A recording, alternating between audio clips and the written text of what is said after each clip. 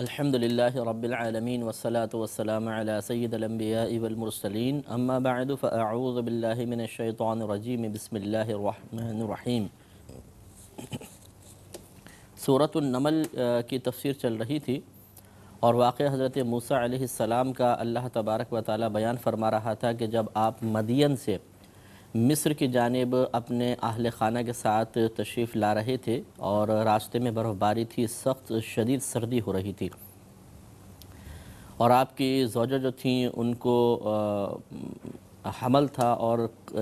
درد ذہ شروع ہو چکے تھے، تو آپ کو دور سے ایک روشنی نظر آئی تو آپ نے سوچا شاید یہ آگ ہے، تو آپ وہاں تشریف لے گئے اور پھر اللہ تبارک و تعالی نے وہاں پر آپ کا نبی ہونا آپ پر منکشف فرمایا۔ اور یہ جو معجزات تھے، یعنی عصا مبارکہ کا پھینکنا اور اس کا اژدہا بن جانا اور ہاتھ کا اس طرح بغل میں ڈالنا، باہر نکالنا تو روشن و منور ہو جانا، اور پھر ہاتھ ڈالیں بغل میں تو پھر دوبارہ اپنی نارمل حالت پہ آ جانا، یہ معجزہ اللہ تبارک و تعالیٰ نے آپ کو یہاں پر عطا فرمایا۔ اسی کا بیان چل رہا تھا اور پچھلی آیت میں یہ آیا تھا کہ اللہ تبارک و تعالیٰ نے آپ کو ارشاد فرمایا کہ آپ اپنا عصا مبارکہ ڈالیں، آپ نے ڈالا تو وہ اژدہا بن گیا تھا جس سے آپ خوف آپ نے محسوس کیا اور آپ پیٹ پھیر کر وہاں سے تشریف لے جانے لگے، تو اللہ تبارک و تعالیٰ نے آپ کو دوبارہ بلایا اور یہ آیت کریمہ تھی، آیت نمبر 10 کہ یا موسیٰ لا تخف، اے موسیٰ تم خوف مت کرو، انی لا یخاف لدی المرسلون، کہ بے شک میرے پاس رسول خوف نہیں کرتے، یعنی جو میری جائے پناہ میں ہیں، جن پر میری نگاہ کرم ہے، جو میری رحمت کے سائے میں ہیں، انہیں کوئی خوف نہیں ہوتا، انہیں ہر قسم کے آفات و بلیات سے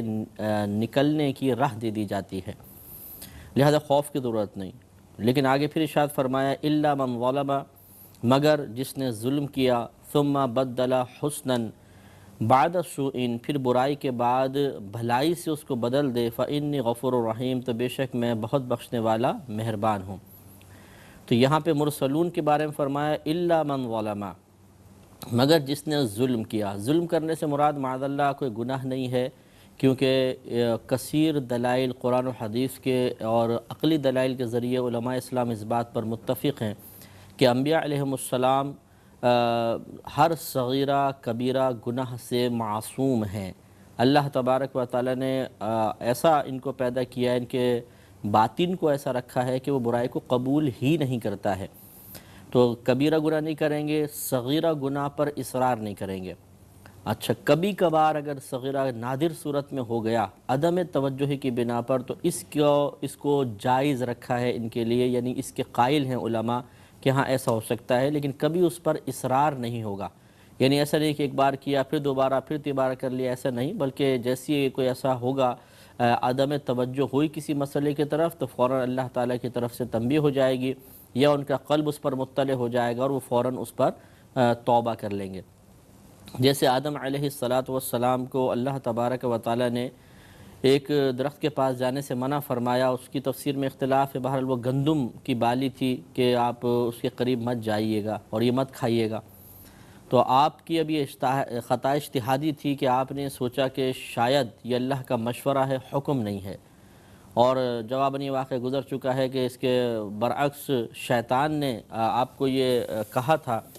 کہ آپ اگر اس درخت میں سے کھا لیں گے تو ہمیشہ ہمیشہ جنت میں رہیں گے، تو اس لیے پھر آپ نے اس کا دانہ کھایا، آپ نے بی بی حوا رضی اللہ تعالی عنہا نے، تو پھر یہ معاملہ ہوا کہ وہ اللہ تعالیٰ کی مرضی کے خلاف معاملہ ہو گیا، تو چونکہ وہاں پہ قصد نافرمانی نہیں تھا بلکہ آپ نے اللہ تبارک و تعالیٰ کی طرف سے ایک تنبیہ کو مشورہ تصور کیا، اور مشورے کا رد کرنا گناہ نہیں ہوتا، لیکن بہرحال خود آدم علیہ السلام نے اسے ایک ظلم قرار دیا، پھر اس پہ توبہ بھی کی، لیکن یہ اصل میں کوئی گناہ نہیں تھا، اسی لیے اس پہ کوئی سزا مرتب نہیں ہوئی، اور آپ کو دنیا میں اتارا جانا، بعض لوگ یہ کہتے ہیں کہ بطور سزا معاذ اللہ آدم علیہ السلام کو دنیا میں اتارا، یہ سزا نہیں تھی بلکہ یہ تو اللہ تبارک و تعالیٰ کے ارادہ ازلی کی ایک صورت تھی، کہ اس کی تکمیل کی ایک صورت تھی، کیونکہ ارادہ اللہ کی صفت ہے، تو اللہ تعالیٰ تو پہلے اور صرف تمام صفات قدیم ہیں، تو اللہ تبارک و تعالیٰ تو ازل سے ہی ارادہ فرما چکا تھا کہ میں آدم علیہ السلام کو زمین پہ اتاروں گا، پھر ان کی نسل سے انبیاء علیہ السلام بھی پیدا ہوں گے، پھر وہ تبلیغ دین کریں گے، پھر اس کے بعد لوگوں پہ قیامت قائم ہوگی، پھر یہ سب میرے بارگاہ میں حاضر ہوں گے، پھر جنت دوزخ کا فیصلہ ہوگا۔ تو یہ اصل میں آدم علیہ السلام نے تو کوئی ایسا نہیں کیا کہ اللہ تبارک و تعالیٰ کی تقسیم کو بدلا ہو، بلکہ یہ تمام معاملات جو ہیں اللہ کی مشیت کے مطابق ہوئے۔ یہ خطائے اجتہادی تھی، اور خطائے اجتہادی پہ کوئی گرفت نہیں ہوتی۔ اسی طرح عزیر علیہ السلام کا معاملہ کہ بستی کو دیکھ کر یہ آپ کے ذہن میں خیال آنا کہ کیسے اللہ تعالیٰ اس کو دوبارہ اٹھائے گا وغیرہ وغیرہ، جتنے یہ معاملات ہوتے ہیں یہ معاملات گناہ نہیں تھے، یہ ایک خیال تھے،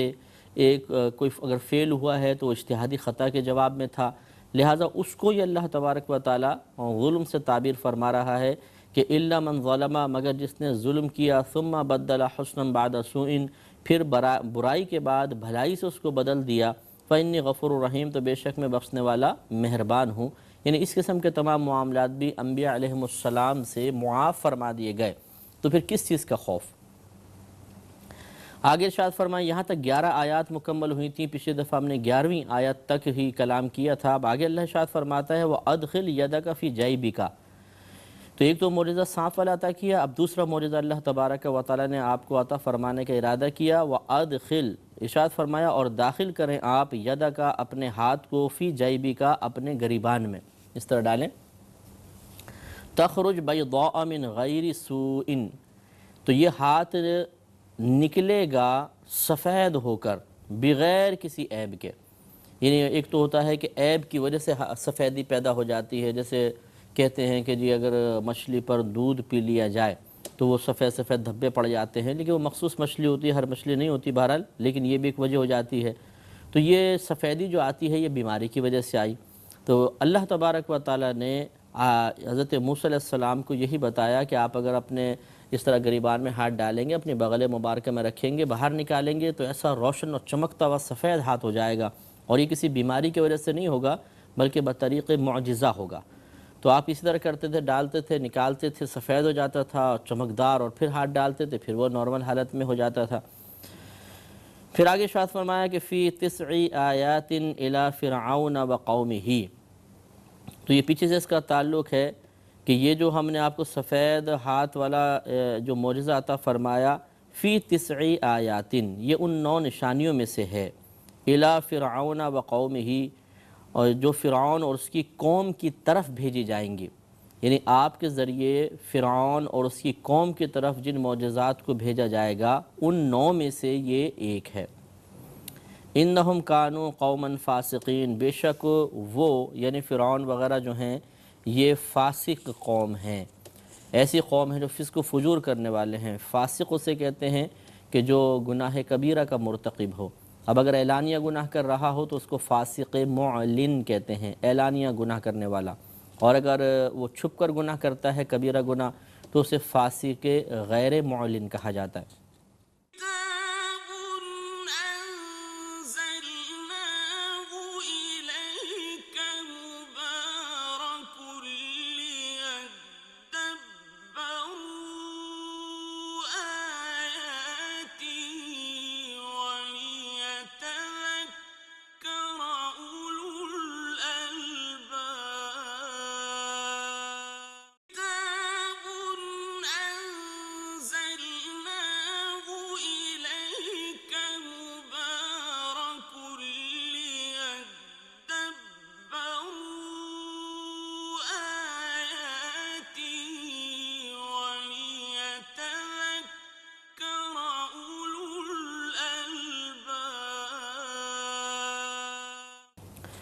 فلما جاءتهم آیاتنا مبصرة قالوا هذا سحر مبین،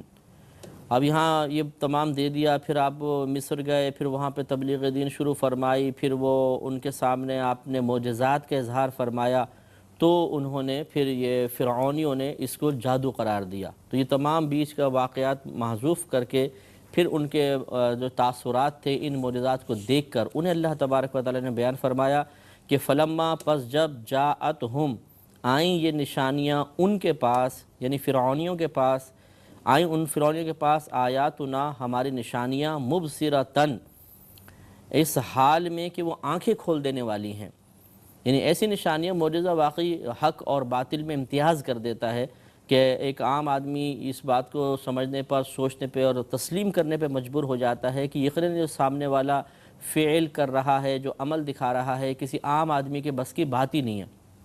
تو یقیناً یہ اللہ تعالیٰ کا برگزیدہ بندہ ہے۔ تو اس سے نگاہ باطن کھل جاتی ہے، حق واضح ہو جاتا ہے۔ تو یہ اللہ نے اسی لیے ارشاد فرمایا کہ فَلَمَّا جَاءَتْهُمْ آیاتنا، پھر جب آئیں ان فرعونیوں کے پاس ہماری نشانیاں، مبصرتاً، ایسی اس حال میں کہ وہ آنکھیں کھول دینے والی ہیں، قالوا، انہوں نے کہا ھذا سحر مبین، کہ معاذ اللہ یہ تو کھلا جادو ہے، واضح جادو ہے۔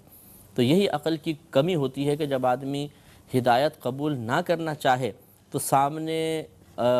ہر چیز کی وضاحت کے باوجود اس کے عقل پہ پردے پڑ جاتے ہیں، یا وہ پردے ڈال لیتا ہے اور اس طرح گمراہی کا شکار ہو جاتا ہے۔ وَجَحَدُوا بِهَا، اور انہوں نے ان کا انکار کیا، وَاسْتَيْقَنَتْهَا أَنفُسُهُمْ، اور ان کے دلوں میں ان کا یقین تھا،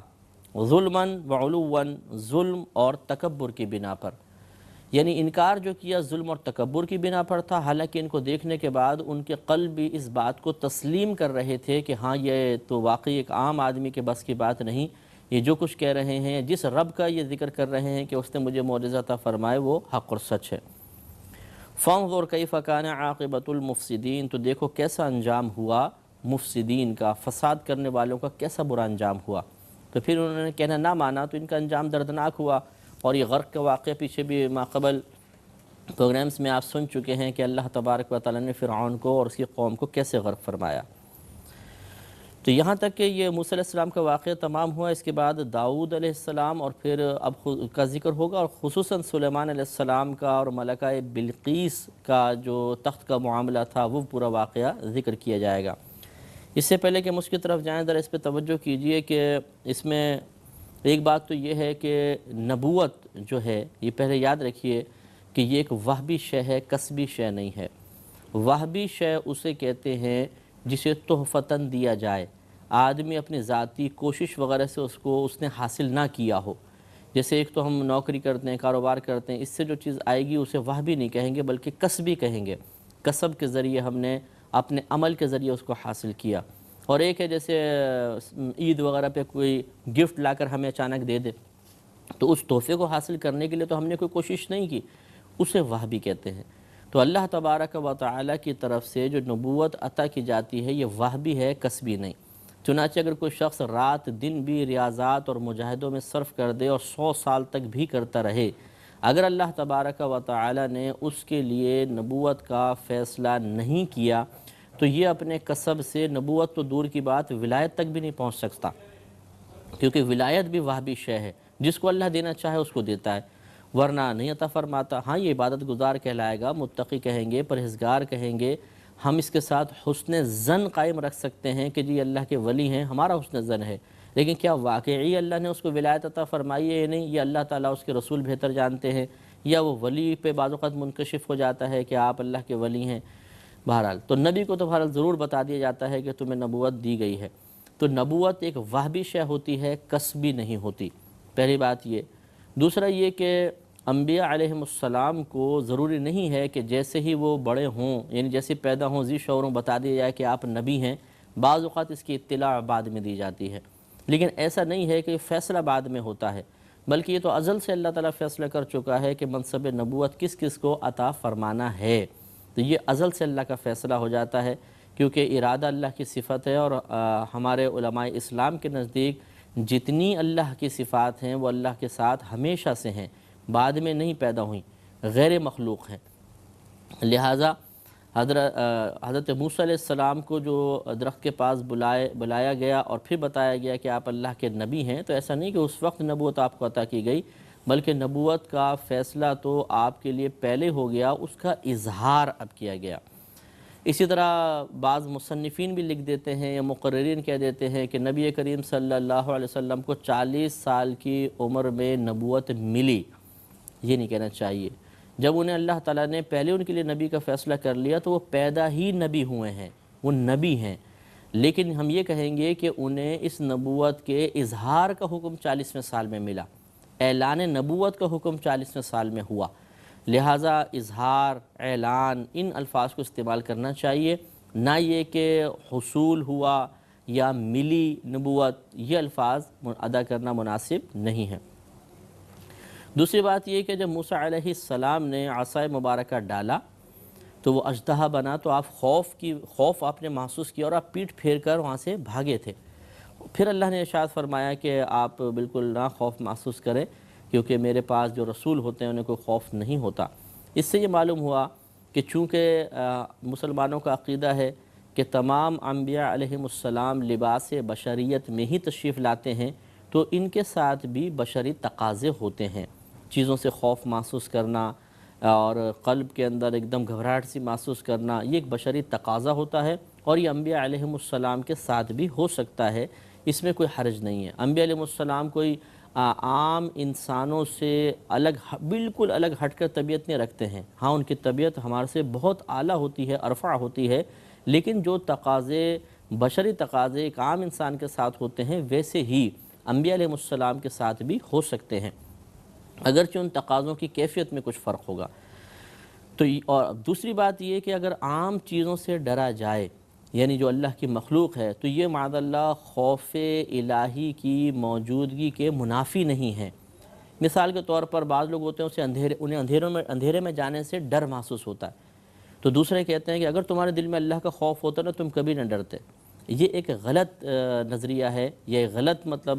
دلیل دی گئی ہے اللہ کے خوف کی موجودگی یا عدم موجودگی پر، یعنی یہ کہنا کہ اگر اللہ کا خوف ہوگا تو کسی چیز سے ڈر محسوس ہونا ہی نہیں چاہیے، یہ غلط ہے۔ حضرت موسیٰ علیہ السلام کے قلب میں جتنا اللہ کا خوف ہوگا ایک نبی کے دل میں کس کے دل میں ہوگا، لیکن اس کے باوجود جب سانپ بنا، اژدہا بنا، تو آپ نے دل میں خوف محسوس کیا، حتیٰ کہ آپ نے پیٹھ پھیری اور وہاں سے چل پڑے تھے۔ تو اس لیے معلوم یہ ہوا کہ اگر کوئی شخص اپنے فطری تقاضے کے تحت، بشری تقاضے کے تحت چیزوں سے ڈرتا ہے، سانپ سے، بچھو سے، چھپکلی سے، چوہے سے، یا اندھیرے سے اس کو ڈر محسوس ہوتا ہے، تو یہ اس بات کی دلیل نہیں ہے کہ اس کے دل میں اللہ کا خوف نہیں ہے۔ ہاں یہ الگ بات ہوتی ہے کہ جتنا اللہ کا خوف کامل ہوتا جاتا ہے، اس کی طرف توجہ کامل ہوتی جاتی ہے، ویسے ویسے مخلوقات کا خوف کم سے کم ہوتا جاتا ہے۔ جتنی معرفت الہی زیادہ ہوگی اتنا ہی مخلوق کا خوف کم ہوگا۔ تو موسیٰ علیہ السلام نے جو اچانک اژدہا دیکھا، یہ چونکہ غیر متوقع چیز تھی، اور اتنی غیر متوقع تھی کہ آپ کی توجہ اس اللہ کے خوف کی طرف سے ہٹ کر اس طرف کامل طور پر ہوئی، تو ایک دم دل میں خوف محسوس کر کے آپ چل پڑے۔ تو یہ صورتحال ہو سکتی ہے کہ بعض اوقات ایک بہت زیادہ خوف خدا رکھنے والا بھی خوف خدا کی طرف سے بے توجہ ہو جائے کسی وجہ سے، تو اسے بہت زیادہ خوف محسوس ہو، لیکن جو ہم وقت اللہ تبارک و تعالیٰ کے خوف کو دل میں حاضر رکھے، اللہ تبارک و تعالیٰ کے دیکھنے کا احساس کرتا رہے، چیزوں کا خوف آہستہ آہستہ کم ہوتا چلا جاتا ہے۔ بہرحال یہ تقاضائے بشریت، اگر عام چیزوں سے خوف محسوس ہوا تو اس میں کوئی حرج نہیں ہے۔ انشاءاللہ یہ بیان چلتا رہے گا، اگلے پروگرام میں مزید عرض کریں گے۔ وآخر دعوانا ان الحمدللہ رب العالمین۔